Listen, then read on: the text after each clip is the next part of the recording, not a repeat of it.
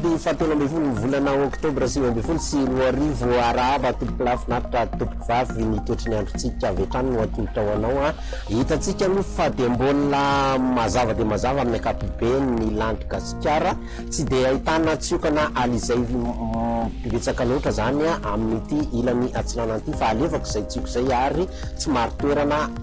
amin'ny ankapobeny raha mitoetriny andro mifanaraka amin'izay ho amin'ny alatsinainy dia isy ny sisana orana aloha zany aty amin'ny faritra ny Sofia aty amin'ny Bongolava aty amin'ny ilany andrefan'ny Itasy aty amin'ny tapany andrefan'ny Vakinakaratra iny ny ankoatr'izay dia mandraondraona be ny andro ny amin'ny ambin'ny Sofia loatra mangoro Atsinanana Analamanga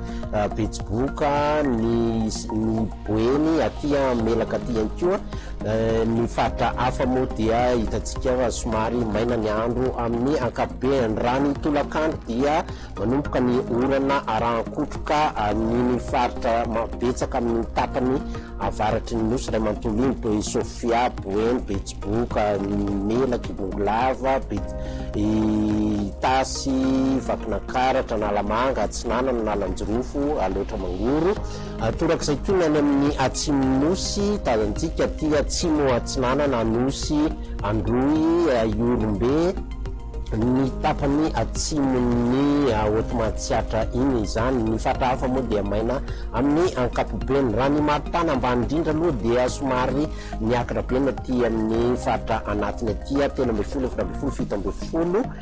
ny amin'ny faritra hafa dia mandidina ny 120 hatramin'ny 420 degré Celsius.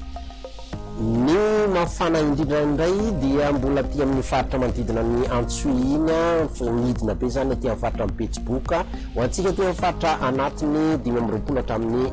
420 degré Celsius ny toetrandro amin'ireo tanàn-dehibe ivelan'ny Madagasikara manolona rankotroka ny any Nairobi any mandrahona ny andro ny amin'ny Paris maina ny andro ny amin'ny Johannesburg manahoana ny mahakasika ny nosintsika nosy manodidina mandrahona ny andro ny any La Réunion sy Mauricie any maina ny andro ny any Mayotte manolona ny tandrifondrahona ny any Comoros ny any Seychelles any dia izy indray tompoko lahy sy tompoko vavy ny fotoana ny arahako taminao mameraka ny voloma mandrapitafady tompoko lahy sy tompoko vavy.